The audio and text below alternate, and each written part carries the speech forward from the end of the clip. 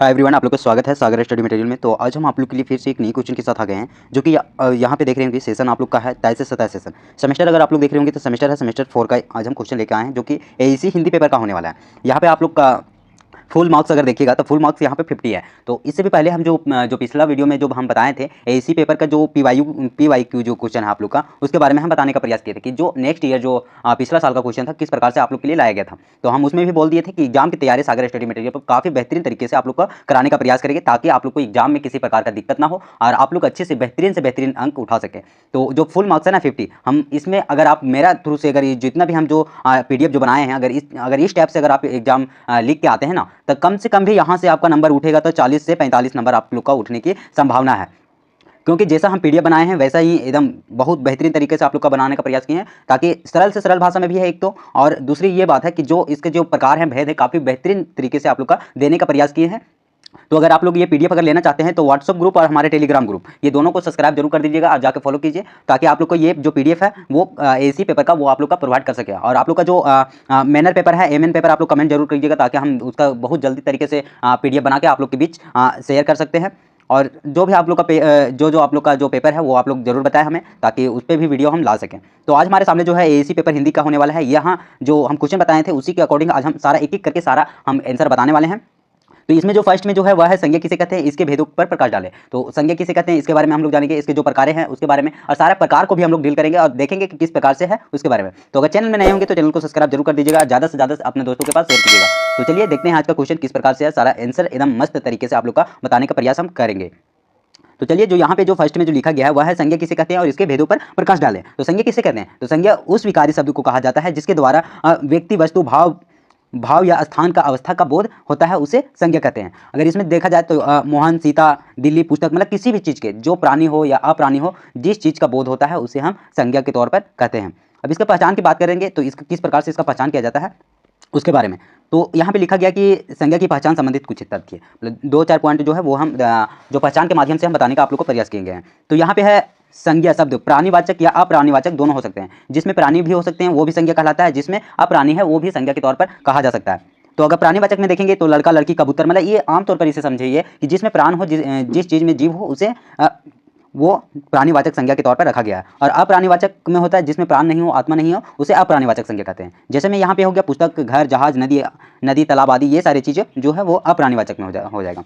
अब देखते हैं तो जो सेकेंड नंबर जो तथ्य है उसमें संज्ञा गणनीय या अगणनीय, मतलब इसमें गणनीय का मतलब होता है जिसे हम गिन सकते हैं वो भी संज्ञा है, जिसे हम नहीं भी गिन सकते हैं वो भी संज्ञा है, यहाँ भी बताया गया। तो गणनीय में कौन कौन हो जाएगा, जैसे में लड़का हो गया, किताब हो गया, बोतल हो गया, टेबल हो गया, ये सारी चीज़ें जो है वो गणनीय में आता है। और अगणनीय में जैसे में जिस चीज़ को हम गिन नहीं सकते हैं, जैसे में पानी हो गया, हवा हो गया, प्रकाश, क्रोध, प्रेम आदि, ये सारे जो संज्ञा है इसे हम गिन नहीं सकते हैं। अब जो थर्ड पॉइंट में है वह है वाक्य में प्रयोग होकर संज्ञा शब्द अपने प्रेम के अनुसार कर्ता, काम का कारण, संप्रदान आदि कारण के रूप में पहचाना जा सकता है।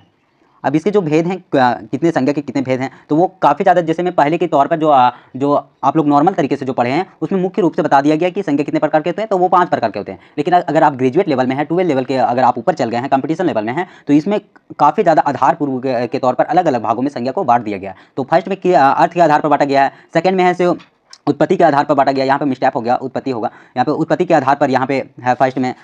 तो यहाँ पे देख लेते हैं फर्स्ट में जो है वह है अर्थ के आधार पर हम लोग देखेंगे कि अर्थ के आधार पर संज्ञा के कितने भेद होते हैं, तो वो है 5 प्रकार के। कौन कौन, व्यक्तिवाचक संज्ञा, जातिवाचक संज्ञा, समूहवाचक संज्ञा, द्रव्यवाचक संज्ञा और भाववाचक संज्ञा। तो सारा एक एक करके ये सारे पॉइंट को हम लोग जानने का प्रयास करेंगे।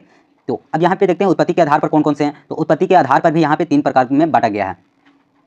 उत्पत्ति के आधार पर अगर हम लोग देखेंगे तो व्यक्तिवाचक संज्ञा, गणनीयवाचक संज्ञा और अगणनीयवाचक संज्ञा। लेकिन ये उत्पत्ति के आधार पर है ना, ये संज्ञा को काफ़ी ज़्यादा महत्व नहीं दिया गया है। महत्व दिया गया है तो क्या किसे दिया गया है, तो अर्थ के आधार पर जो पांच प्रकार की जो संज्ञा को यहाँ पे बतलाया गया है इसी को माना जाता है और इसी को रखा गया है। तो हम लोग देखेंगे अर्थ के आधार पर जो आधुनिक वर्गीकरण के आधार पर जो संज्ञा के कितने भेद होते हैं, तो 3 भेद होते हैं। पहला में है कि व्यक्तिवाचक संज्ञा, जातिवाचक संज्ञा और भाववाचक संज्ञा। अब यहाँ आधुनिक के आधार पर अगर हम लोग देखा जाए इसमें, तो यहाँ पे देख लीजिए 3 प्रकार जो है, व्यक्तिवाचक संज्ञा, जातिवाचक संज्ञा और भाववाचक संज्ञा। और यहाँ पे देखेंगे समूहवाचक संज्ञा भी है, द्रव्यवाचक भी संज्ञा। तो जो द्रव्यवाचक संज्ञा और समूहवाचक जो संज्ञा है इसे किसके अंदर में रखा गया, तो इसे रखा गया है जातिवाचक संज्ञा में। आप लोग ये चीज़ को कंफ्यूज में नहीं होइएगा कि संज्ञा जो 5 प्रकार के हैं वो लेन बाय लेन है, लेकिन आधुनिक अगर वर्गीकरण में अगर इसे बांटने का प्रयास हम लोग करेंगे तो जातिवाचक संज्ञा के ही अंदर में आ जाएगा समूहवाचक संज्ञा और द्रव्यवाचक संज्ञा। ये चीज़ को आप लोग नोट डाउन जरूर कीजिएगा और एग्जाम के तौर पर आप लोग इसी टाइप से अगर कॉलम बना के लिखते हैं तो आप लोग को जो ये 10 नंबर का जो आप लोग का क्वेश्चन दिया जाएगा, इसमें तो आपका 8 नंबर या 7 नंबर तो मिलना इस टाइप से निश्चित ही रहेगा। तो आप लोग ज़्यादा प्रयास कीजिए कि इसी टाइप से हम एग्जाम में आप लोग लिख के आएँ, ताकि बेहतरीन से बेहतरीन तरीके से आप लोग का अंक मिलने की संभावना है। तो चलिए सारा एक एक करके पॉइंट को हम लोग समझने का प्रयास करते हैं कि कौन किसके बारे में बताया गया उससे। तो फर्स्ट में देखते हैं व्यक्तिवाचक संज्ञा। तो व्यक्तिवाचक संज्ञा किसे कहते हैं? तो यहाँ पे जो लिखा गया है कि जो शब्द किसी विशेष व्यक्ति, वस्तु, स्थान या प्राणी का बोध कराता है उसे व्यक्तिवाचक संज्ञा कहते हैं। जैसे में यहाँ पे हो गया भारत, सीता, राजू, श्याम, पटेल आदि। मतलब इसमें जो है कि किसी नाम का भी बोध होता है और किसी स्थान का भी, इसका अगर बोध होता है तो इसे व्यक्तिवाचक संज्ञा कहते हैं। तो चलिए जो दूसरा जो है वह है जातिवाचक संज्ञा। तो जातिवाचक संज्ञा किसे कहते हैं? तो जो शब्द किसी प्राणी या वस्तु, समुदाय की पूरी जाति का बोध कराता है उसे जातिवाचक संज्ञा कहते हैं। मतलब इसमें जो है वह है प्राणी और समुदाय का जो पूरी तरह से जाति का बोध कराता है उसे जातिवाचक संज्ञा कहते हैं। जैसे में मनोज हो गया, लड़का, लड़की, गाय, बैल, ये सारे जो पूरे एक जाति में होता है ना, अगर उससे बोध कराया जाए तो वह जातिवाचक संज्ञा कहते हैं। अब इसके भेद के बारे में देख लेते हैं कि जातिवाचक संज्ञा जो हम ऊपर में बताएं कि इसके भी दो भेद होते हैं। तो आधुनिक मान्यताओं के आधार पर जाति संज्ञा के दो उपभेद को देखा जा सकता है। जो इसमें जो दो उपभेद है कौन कौन है? तो द्रव्यवाचक संज्ञा और समूहवाचक संज्ञा। इसमें द्रव्यवाचक संज्ञा में जो यहाँ पे जो बताया गया है कि जो शब्द ठोस, द्रव या गैस, धातु, अधातु आदि का बोध कराता है उसे द्रव्यवाचक संज्ञा कहते हैं। यहाँ पे हम लिखे नहीं है लेकिन हम आप लोग को बता दे रहे हैं कि द्रव्यवाचक संज्ञा किसे कहते हैं। अब यहाँ पे देखते हैं तो समूहवाचक संज्ञा। तो समूहवाचक संज्ञा किसे कहते हैं? जो संज्ञा शब्द समूह का बोध कराते हैं वह समूहवाचक संज्ञा कहते हैं। और ये जो समूहवाचक जो संज्ञा है ये हमेशा एक वचन में ही होता है। तो अगर इसे जैसे का अगर बोला जाए तो मेला हो गया, दल हो गया, जनता हो गया, सरकार हो गई, ये सारी चीज़ जो एक समूह का जो बोध कराता है उसे समूहवाचक संज्ञा के तौर पर रखा जा सकता है। अब यहाँ पे देख लेते हैं हम लोग थर्ड में, वह है भाववाचक संज्ञा। भाववाचक संज्ञा किसे कहते हैं?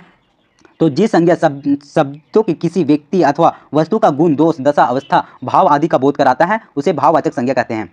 कुछ भाववाचक संज्ञा स्वतंत्र होती हैं और कुछ विभिन्न प्रत्यय से जोड़कर बनाई जाती है। जो इसमें बोला गया कि कुछ जो संज्ञा जो होती है भाववाचक संज्ञा वह स्वतंत्र रूप से होती है। मतलब किसी का सहयोग बिना लिए हुए किसी संज्ञा का बोध इसमें किए हुए ये स्वतंत्र होती है। और जो कुछ जो है वह किसी से जोड़कर या सहारा लेकर जो किया जाता है। तो जो यहाँ पे बोला गया कि विभिन्न जो प्रत्यय से जो जोड़कर बनाई जाती है वह भी भाववाचक संज्ञा में इसे रखा जा सकता है। अगर जैसे में देखा जाए तो अच्छाई, बुराई, बीमारी, लंबाई, चौड़ाई, ये सारी जो चीज़ है ये जो आप लोग को जैसे में जो दिख रहा होगा ये भाववाचक संज्ञा के तौर पर इसे रखा गया है। तो यही था जो कि हम सारा एक एक करके बताने का प्रयास किए थे। तो अब इसका निष्कर्ष के बारे में थोड़ा सा देख लेते हैं कि संज्ञा के बारे में किस प्रकार से लिखा गया उसके बारे में।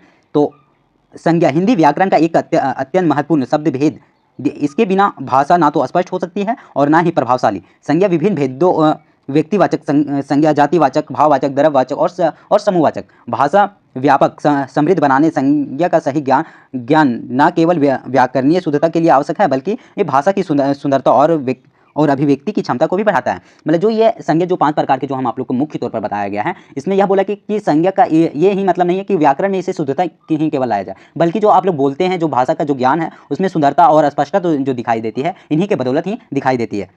अतः हिंदी भाषा का अध्ययन, संज्ञा और उसके भेदों का गहन अध्ययन अत्यधिक आवश्यकता है। जो अगर आप संज्ञा अगर नहीं पढ़ेंगे तो इससे जो आप सेंटेंस जो बनाएंगे वो नहीं बन पाएगा, या फिर किसी अन्य चीज़ अगर आप किसी कहानी या फिर कविता अगर लिखते हैं तो संज्ञा की आवश्यकता पड़ेगा ही पड़ेगा। तो इसी के बारे में आज पूरा एक एक चीज़ों को हम बताने का प्रयास किए हैं। तो अगर इस टाइप से अगर आप कॉलम बनाकर अगर देखिएगा तो आप लोग एग्जाम में अगर एक चीज़ को आप लोग ध्यान में रखिएगा कि जो हम इस टाइप से जो कॉलम बनाए हैं ना तो ये कॉलम आप लोग एग्जाम में बनाकर ही सटीक तरीके से लिखिएगा, तभी आप लोग का जो 7 से 8 नंबर है वो आप लोग का मिलने की संभावना है। 10 में से 7-8 तो मिल ही जाएगा अगर इस टाइप से आप लिखते हैं तो चलिए फिर से मिलते हैं एक नए वीडियो के साथ। तब तक के लिए बाय, जय Hind, all the best, thank you so much.